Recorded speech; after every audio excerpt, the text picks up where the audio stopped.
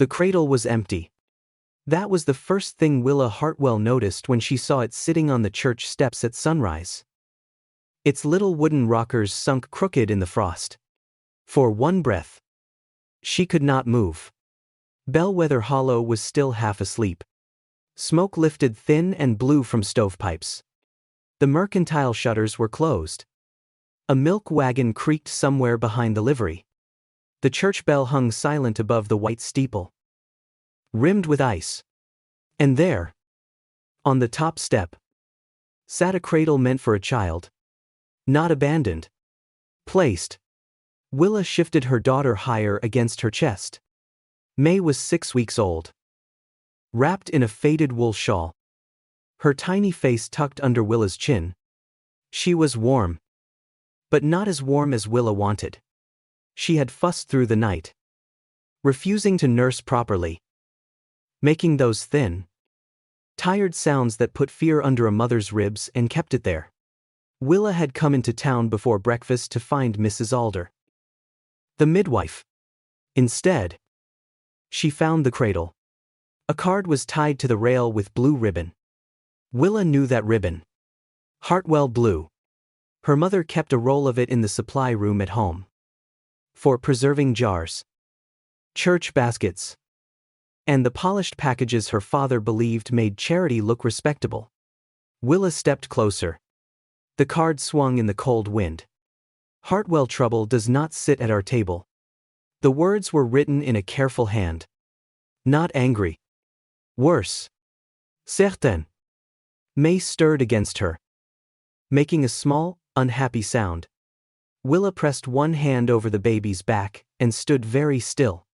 She had been put out of her father's house 12 nights ago. Not shouted out. Not dragged. Nothing so honest as that. Orson Hartwell did not shout when he ended a thing. He sat at the long dining table beneath the oil lamp, folded his hands beside his plate, and told his eldest daughter that the house had carried the result of her choices long enough. The result? Not May. Never May. Her brother John had stared at his supper. Her mother, Elspeth, had closed her eyes. No one had reached for the child. So Willa had taken the shawl from the back peg, wrapped May against her chest, and walked 9 miles to the old toll cabin beside the abandoned bridge. She had told herself she could survive shame. She had not understood shame, could follow a baby into town and sit waiting on church steps. Behind her, a door opened. Willa turned. Mrs. Holt stood in the mercantile doorway with a broom in her hand. Her eyes went first to Willa, then to the cradle, then to May. "Oh," Mrs. Holt said. One word. It had no kindness in it. Willa reached down and untied the card from the cradle. Mrs. Holt shifted. "Maybe best to leave that be." Willa looked at her. "Why?" The woman's mouth tightened. "No need to make more talk. There is already talk." "Well?" Mrs. Holt looked toward the church windows. Some things happen when a family is embarrassed. The cold inside Willa became sharper than the cold in the street. "My daughter is not an embarrassment." Mrs. Holt did not answer. That was answer enough. May made another small sound. Weaker this time. The sound brought Willa back to the reason she had come. "Is Mrs. Alder home?" Willa asked. "I wouldn't know." "You saw her yesterday." "I said I wouldn't know." The mercantile door closed. Willa stood with the card in her hand and May against her chest. For one moment, she wanted to tear the thing into strips and let the wind take it. She wanted the clean pleasure of destroying what had been meant to humiliate her. But she had learned something in the last 12 days. Things people wrote down could outlive the lies people said aloud. So she folded the card once, then twice, and tucked it into the cloth cover of the small Bible she carried in her bag. Not for prayer. For proof. A low sound came from the north road. At first, Willa thought it was wind under the bridge planks. Then, she heard it again. A bell. Not the church bell. The old bridge bell by the toll cabin. It rang once. Then stopped. Willa turned toward the frozen road that led back into the hills. No wagon should have been near that bridge. No traveler used it in winter. May shifted against her and gave a faint, tired cry. Willa tightened the shawl around them both. "All right," she whispered to her daughter. "We go home first." She walked past the church cradle without looking back. But the card stayed in her bag. And the bell kept ringing in her mind. By the time Willa reached the old toll cabin, the bridge bell had stopped ringing. That made it worse. A ringing bell meant wind. A loose rope. Maybe some animal brushing the line. Silence meant whatever had moved it was finished moving. And in winter, finished, things were not always harmless. The cabin leaned beside the abandoned bridge like it had grown tired of standing. One corner of the roof sagged under old snow. The front step had split down the middle. A thin ribbon of smoke rose from the chimney, then broke apart in the cold air, before it looked strong enough to promise warmth. May fussed weakly against Willa's chest. "I know," Willa whispered. "I know. Baby?" Inside, the fire had burned low. The room smelled of damp wood, sour milk cloth, and smoke that had not drawn right. Willa set May in the blanket nest near the stove, checked her face, then touched 2 fingers to the baby's neck. Still too warm. Fear moved through her. Quick and sharp. She added the last dry sticks to the stove and knelt to blow life into the coals. Smoke pushed back into her face. She coughed, turned her head away, and tried again. The bell outside rang once. Willa froze. This time, the sound came clear through the walls. Not the church bell. Not memory. The bridge bell. May began to cry. Thin and tired. Willa stood too quickly and pain shot through her wrist. She had twisted it that morning hauling dead cedar from the ridge.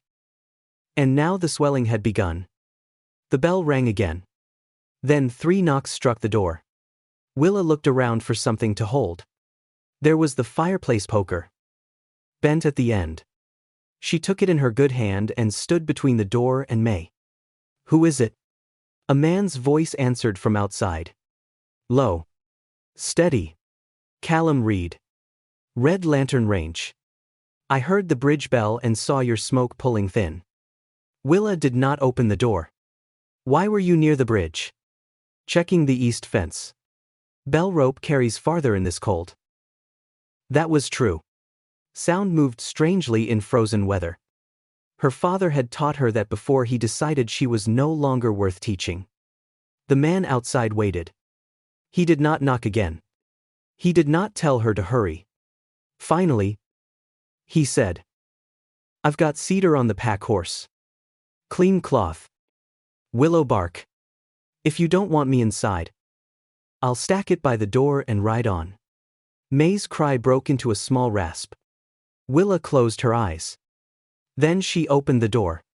Callum Reed stood on the step with snow on his hat and a sheepskin coat buttoned to his throat. He was broad through the shoulders, weather-browned, with a face made calm by work rather than softness.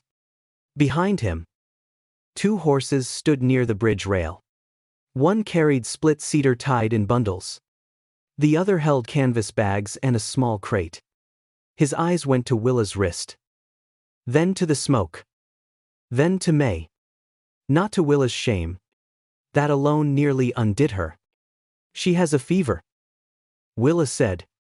"How long?" "Since yesterday. Worse this morning." "Water clean?" "Yes."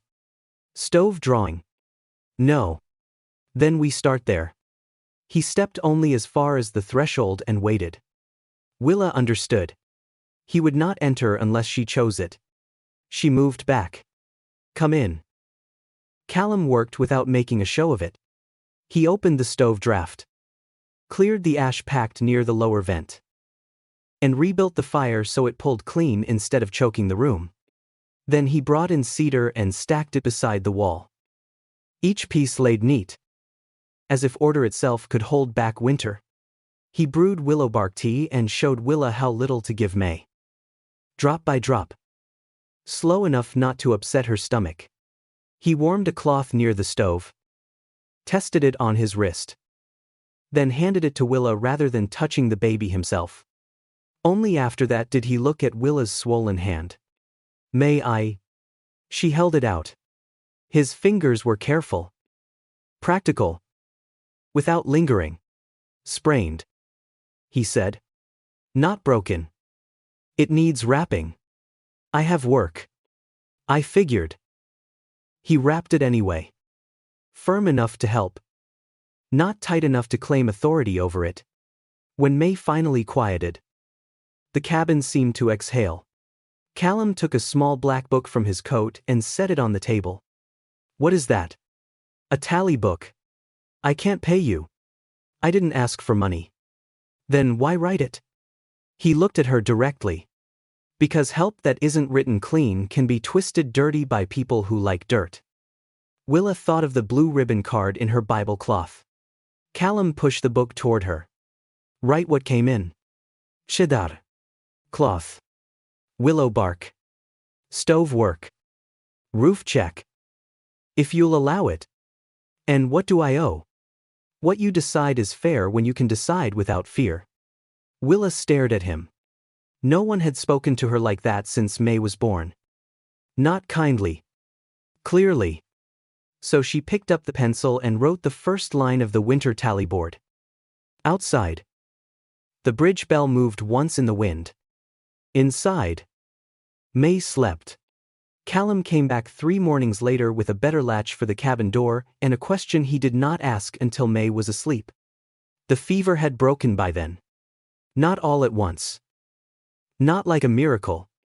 But slowly enough for Willa to believe in it hour by hour. May's skin had cooled.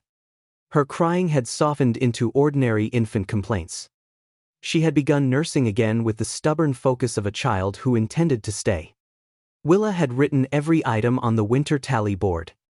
Cedar bundles. Willow bark. Clean cloth. Stove repair. Roof patch. 1 milk bottle. Uncracked. That last one sat on the shelf beside the stove, catching morning light through the oilskin window. Callum looked at the board. Then, at the baby. Then at the roof corner he had patched. You kept it neat, he said. I kept it true. That's better. He set a sack of oats by the door and did not mention payment. Willa noticed that he did not say charity either. He seemed to understand that both words could bruise if put down wrong. After coffee. Thin but hot.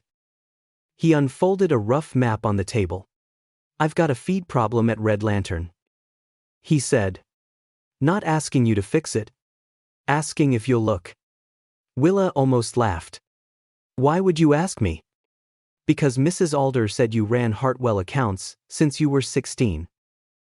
Willa stilled. Mrs. Alder talks too much. She said it like respect. That silenced her more thoroughly than gossip ever had. The ride to Red Lantern Range took half the day. Willa carried May in a sling across her chest. Wrapped well against the wind. The road climbed away from Old Toll Cabin and followed a ridge where the abandoned bridge could be seen below. Its bell hanging dark against the winter sky. Red Lantern was not grand. That surprised her. She had expected a rancher who owned good horses and brought cedar without counting costs to live in something polished. Instead, the house was square and unfinished in places. The barn was stronger than the house. The corrals were practical. The yard was mud. Snow. Wolf marks. And work. But the land opened wide behind it. A long sweep of winter grass ran toward red bluffs. And beyond them stood dark pine slopes under snow. Cattle moved slowly in the distance. Heavy-coated and quiet.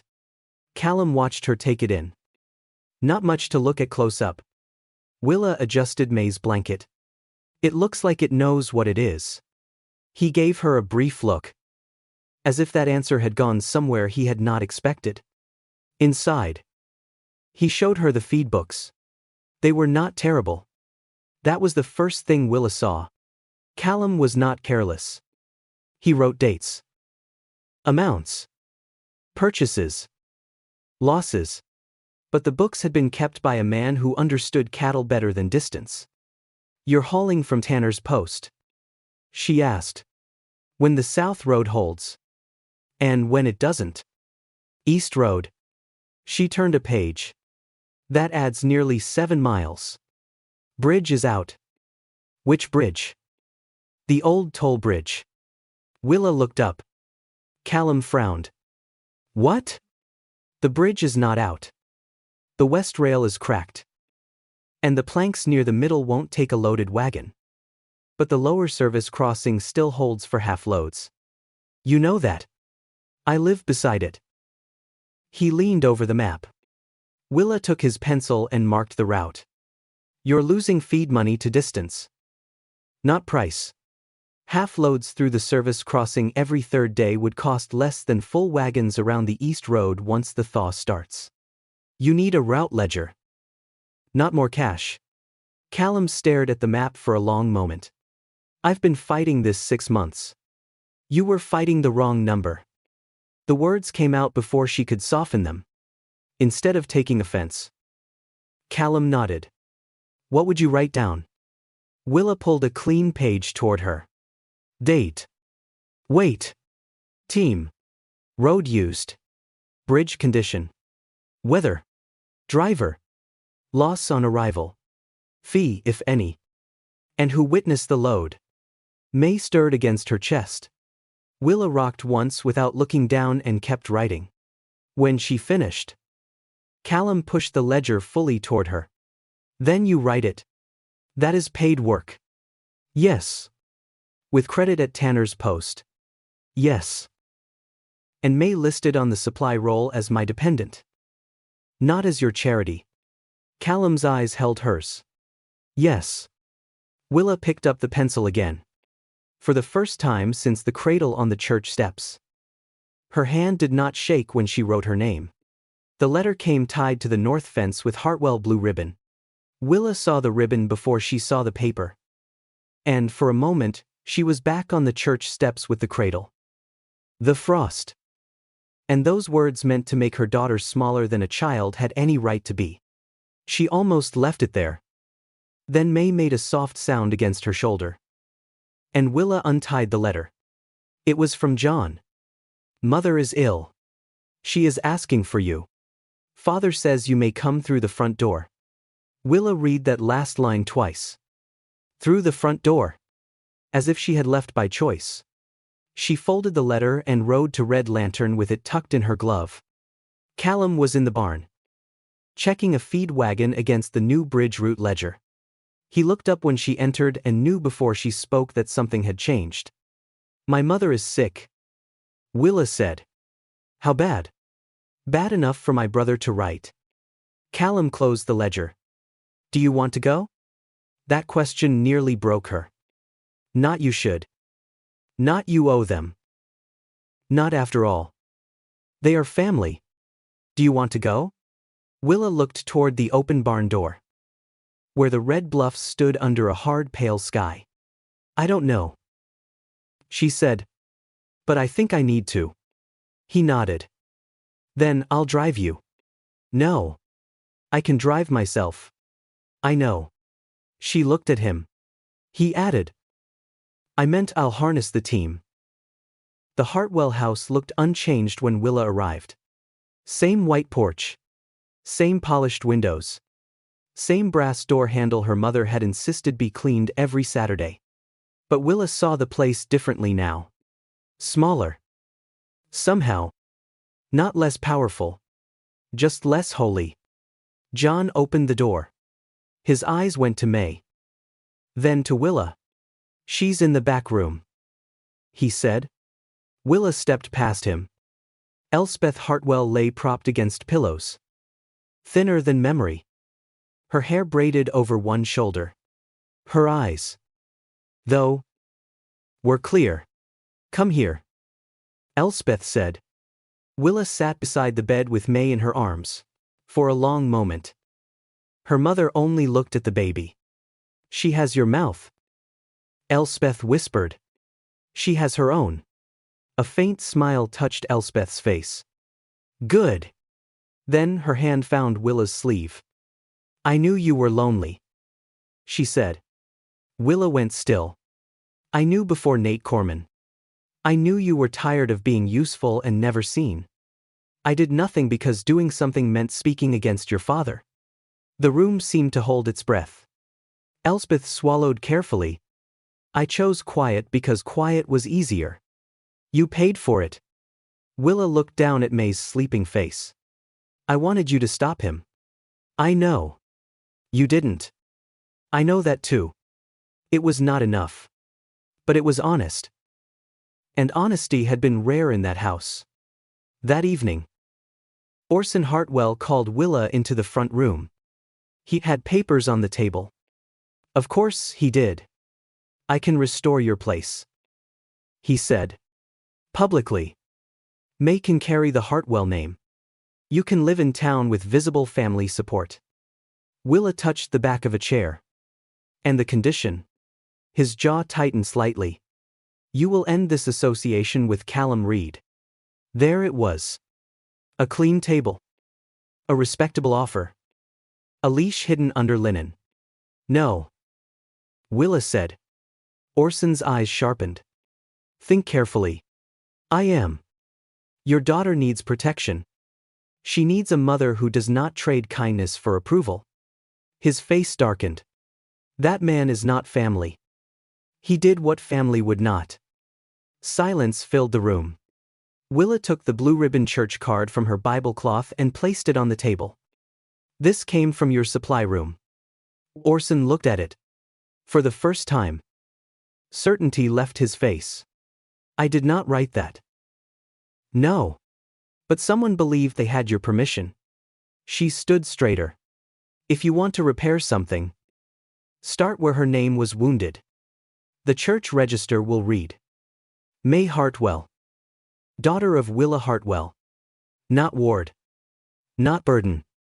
Not child under mercy. Orson looked at the card for a long time. And you? He asked. I am not coming back to sit at a table that charges admission in shame. When Willa rode back to Red Lantern, Callum was waiting by the barn lantern. She handed him the bridge route ledger. I know where I'm going, she said.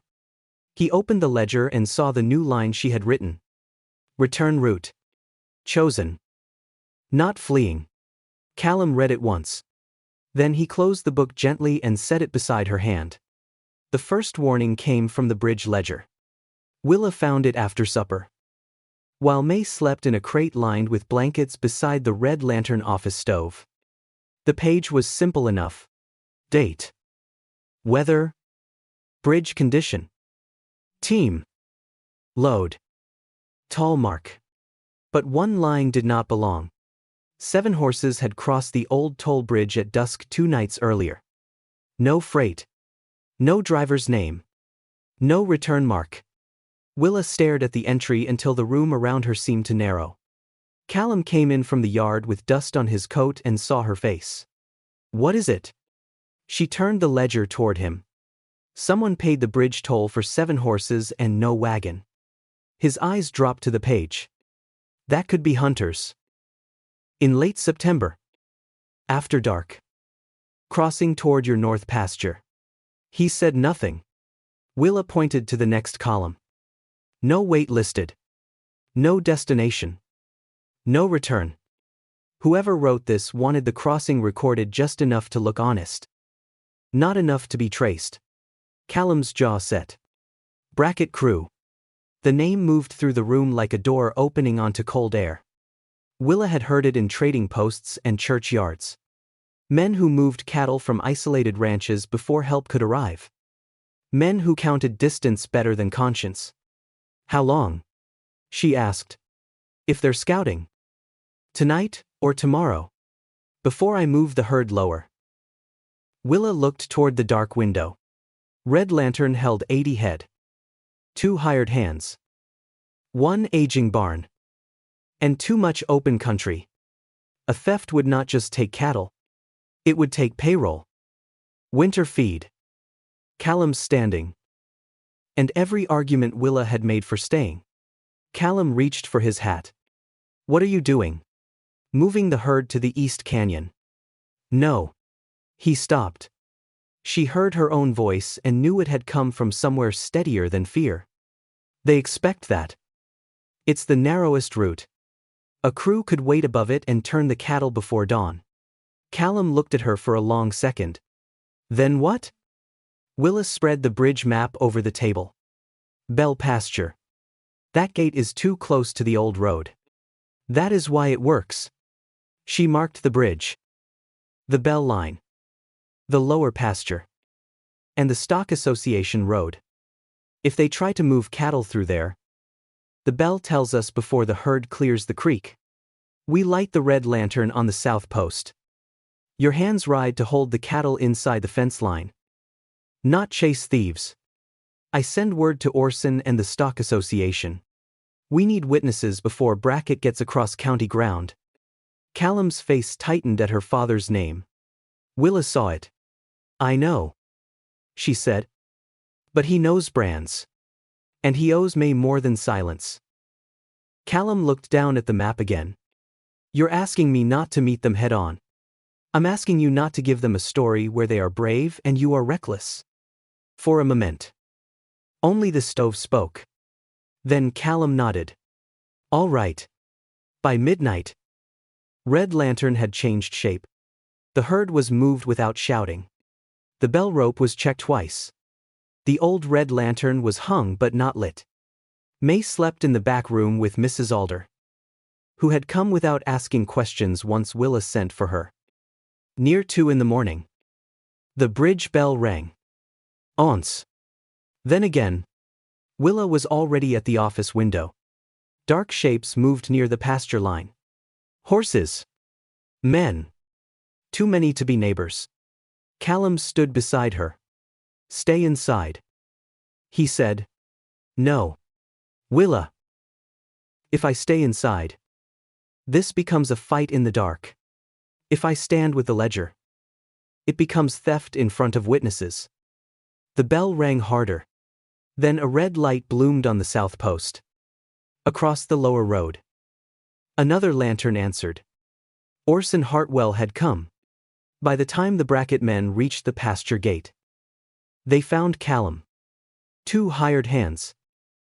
Willa with the bridge ledger. Orson Hartwell. A brand inspector. And 3 Stock Association men standing under lantern light. No shouting was needed. No heroics. Just cattle bunched behind a legal fence. Brand records open on a saddle blanket.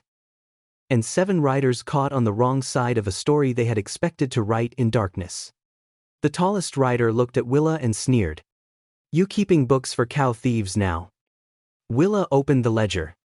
No. She said. For the people who catch them. The brand inspector stepped forward and read the marks aloud. Orson stood beside Willa. Not in front of her. That mattered. When the sheriff's men arrived near dawn, the Brackett crew had no clean explanation left. The bridge toll. The false crossing. The gathered herd. The altered gate rope. And the witnesses all said the same thing. Callum looked at Willa as the first gray light touched the pasture. You saved the herd. Willa held the ledger against her chest and looked at May's window, where a small lamp still burned. No. She said. We made sure no one could steal it quietly. Bellwether Hollow did not become kind overnight. That would have been too easy. The morning after the Brackett crew was taken toward town, people still looked from windows before stepping into the street. Mrs. Holt still tightened her mouth when Willa passed the mercantile. Men who had once lowered their eyes around her now nodded awkwardly. As if respect were a coat they had not worn before and did not yet know how to button. But the facts had changed. Facts. Willa had learned. Were stubborn things once written clean? The Stock Association filed its report before noon. 7 riders had crossed the old toll bridge without freight. Red Lantern cattle had been moved toward the wrong gate. The brand inspector had seen the marks himself. Orson Hartwell had signed as witness. That last signature traveled through Bellwether Hollow faster than gossip. By evening, the Stock Association posted a new rule at Tanner's window. No herd could be moved across the old bridge after dark without toll record, brand count, and 2 named witnesses. It was only a sheet of paper, but it meant the next theft would have to fight daylight first. A week later, Orson came to Red Lantern with a leather folder under his arm. Callum met him in the yard, but Willa stepped out of the office before either man spoke. May was asleep inside. One small fist curled beside her cheek. The cracked milk bottle sat on the shelf above the desk. Washed clean. No longer useful. But not thrown away. Some things were worth keeping because they had survived nearly breaking. Orson removed his hat. "I have papers," he said. Willa almost smiled. "Of course you do." He accepted that without defense. They sat at Callum's office table. This time, Orson did not sit at the head. He placed the folder between Willa and Callum and opened it. "Minority investment in Red Lantern Range," he said. "For a feed barn. 2 hired hands through winter. And repairs to the lower bridge. Mr. Reed keeps operational authority." Callum read the first page. Then the second. "And Willa?" he asked. Orson looked at his daughter. She signed separately. Willa did not move. Orson slid a second document toward her. "Route Accounts Manager. Wage. Profit Share. Independent credit at Tanner's Post." Her name was written at the top. Not beneath Callum's. Not beneath Orson's. Her own line. For a moment, the room blurred in front of her. Then Orson placed a third paper on the table. "This will be filed with the church board," he said. "A fund for winter work. Paid work. Cooking. Sewing. Nursing. Tally-keeping. Bookkeeping. For women with children who need wages before they need judgment." Willa looked at him for a long time. "Is this your apology?" Orson's hand tightened around his hat brim. "It is what I know how to do." "That is not the same thing." "No," he said. "It is not." The silence that followed did not punish him. It made room for the truth. Willa took the pen and signed her own contract first. Then Callum signed his. Only after that did Orson sign as investor. Before Orson left, he took a folded handkerchief from his coat pocket. It was pale blue, worn thin at the corners. "Your mother asked me to give you this," he said. Willa knew it before she touched it. Elspeth's sewing hand was in the tiny repaired edge. Inside the fold was one line written in pencil. "Do not return to a table that only loves you when you are small." Willa closed her hand around the cloth. For once, Orson did not explain. He only lowered his eyes. That was enough. The next Sunday, Orson stood before the church board with the Winter Mother Fund paper in his hand. His voice was not warm. It was not soft. But it did not hide.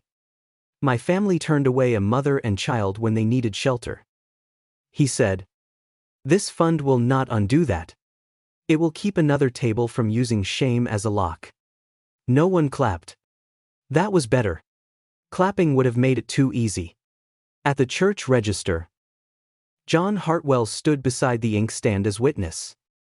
His face was pale with discomfort. But he stayed. The minister opened the birth record.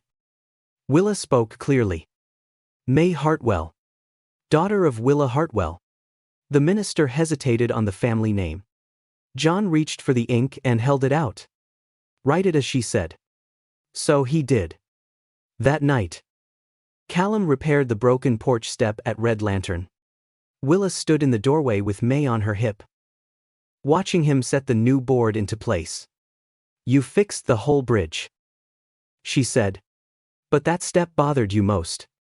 You tripped on it the first day you brought May here. I remember."